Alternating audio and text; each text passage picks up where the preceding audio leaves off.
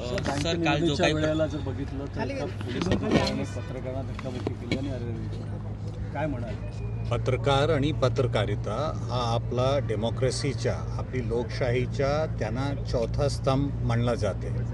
त्याची भूमिका खूप महत्त्वाची आहे आणि जेवढे प्रशासन असू द्या किंवा बाकीचे जे सरकारचे बाकीचे विभिन्न अंग आहे त्यांनी सगळ्यांनी जो आहे ते समन्वय साधून काम केला पाहिजे आणि त्यामध्ये कोणाचाच इगो हट होता कामा नये, कोणाशी भांडण होता कामा नये.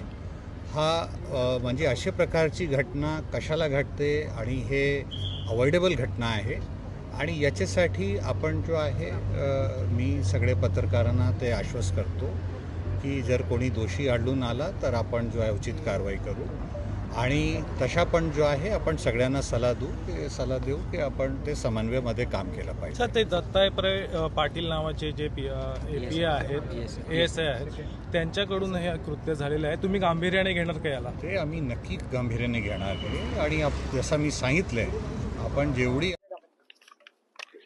वेळेला जर बघितलं तर पोलिसांनी पत्रकारांना धक्काबुक्की केली आणि अरे काय म्हणाल? पत्रकार आणि पत्रकारिता हा आपला डेमोक्रेसीच्या, आपली लोकशाहीच्या त्यांना चौथा स्तंभ मानला जाते.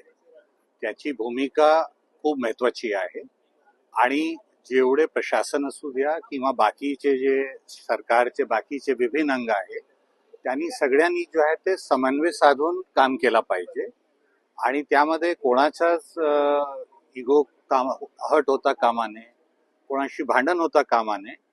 म्हणजे अशा प्रकारची घटना कशाला घडते आणि हे अवॉइडेबल घटना आहे आणि याच्यासाठी आपण जो आहे मी सगळे पत्रकारांना ते आश्वस्त करतो की जर कोणी दोषी आढळून आला तर आपण जो आहे उचित कारवाई करू आणि तशा पण जो आहे आपण सगळ्यांना सल्ला देऊ की आपण ते समन्वयामध्ये काम केलं पाहिजे. सर, ते दत्तात्रय पाटील नावाचे जे API आहेत, ASI आहेत, त्यांच्याकडून हे कृत्य झालेलं आहे. तुम्ही गांभीर्याने घेणार का याला? ते आम्ही नक्की गांभीर्याने घेणार आहे आणि जसं मी सांगितलंय आपण जेवढी आवश्यकता आहे तशा आपण कारवाई करू.